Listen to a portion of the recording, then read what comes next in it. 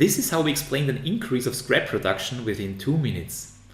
Let's start by importing a database table of produced pieces in Visplore.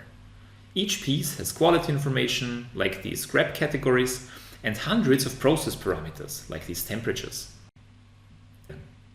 So we have 16,000 pieces produced over time, and the red ones are scrap. Here is where the problem started. Scrap reason 142, cold runs, starts to increase. But why? We can select the good period and the bad period and compare them.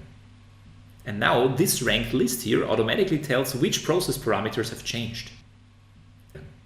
For example, Q03 mean value is now significantly lower. Or here we see that the relationship of two variables has drifted.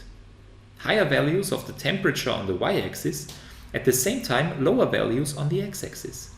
And that's the brilliant part, because there are thousands of variable combinations to check, but this is fast enough for a live discussion with the engineers. And if we want this information in Python, we can retrieve the names of the columns or some plots. Okay, so this was comparing time periods. The same approach is useful when comparing tools to each other. When we change the manufacturing tool, the process must not become unstable. So let's compare the tools. And we see that some process parameters actually change their characteristics. The new tool has higher dispersion here, for example. I honestly wouldn't have found drifted relationships like this without a guidance algorithm. And finally, we can compare good pieces with a certain scrap category. Like 112, this is welding problems.